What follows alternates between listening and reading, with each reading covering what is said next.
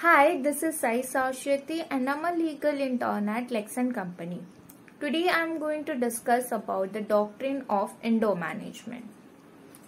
The doctrine of Indo management is famously known as the Turcoing's rule, which is a very old established principle that was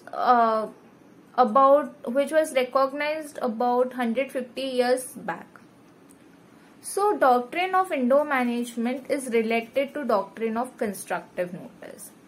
Doctrine of Indo management is an exception to the doctrine of constructive notice. So, where the doctrine of constructive notice protects an company from the outsider, similarly, the doctrine of Indo management protects the outsider from the company. This doctrine emphasizes on the concept that when an outsider enters in any transaction with a company, he enters it in a good faith.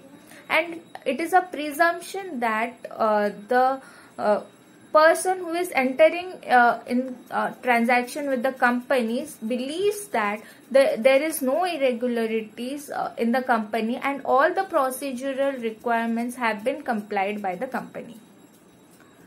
This is the protection which is given by the doctrine of Indo management. Though it is very necessary for the outsider to be well versed with the memorandum of association and the article of association in order to seek any remedy for the same. The government authorities are also within the purview of this doctrine. This concept is there under the Indian Company Act 1957 under the section of 290. There are certain exceptions to this doctrine. First one is the knowledge of irregularity. When the outsider who is entering into any transaction with the company has a constructive or actual notice that there is a disruption or irregularity in the internal matters of the company, then he or she cannot seek for any remedy that is there under the doctrine of Indo management. The second exception to the doctrine of Indo management is forgery. It is pertinent to note that the doctrine of Indo management does not apply in the cases where the outsider relies on any document which is forged in the name of company. A company can never be liable for the forgeries that is done by the officers of the company. So, forgery has an exception under the doctrine of Indo management. The third exception to the doctrine of Indo management is negligence. When an outsider is entering into any transaction with the company, he could discover the irregularities that is there in the management of the company. If he or she should have made proper enquiries or he could be known about the irregularities, then he or she cannot seek remedy under the doctrine of Indo management. The remedy under this doctrine is not available where circumstances and situations surrounding the contract are so suspicious that invites inquiry, and the outsider of the company does not make efficient effort to make the inquiry. Over there, he have a negligence, and that's why he cannot seek remedy under the doctrine of Indo management. Let's take an example of doctrine of Indo management. Suppose ABC company received a check from XYZ company. The article of association of XYZ company says that in the check there should be the sign of two directors and the company secretary. Later it was found that the appointment of the two directors was invalid.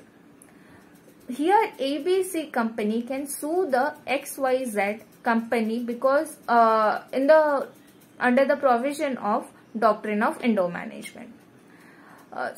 He is entitled, ABC company is entitled to claim relief as they were not aware of the company's internal irregularities that were.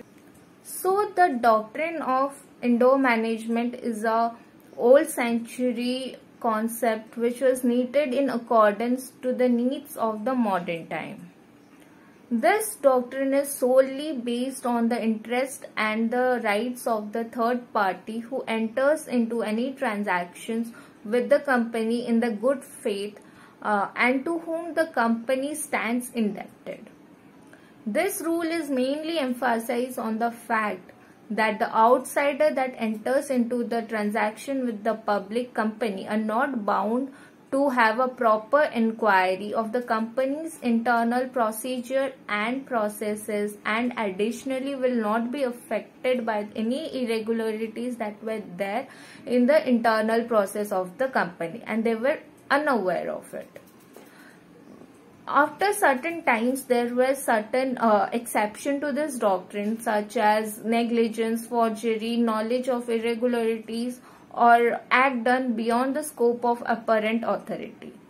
This is basically done to protect the outsider who are coming in good faith to invest their money in the company.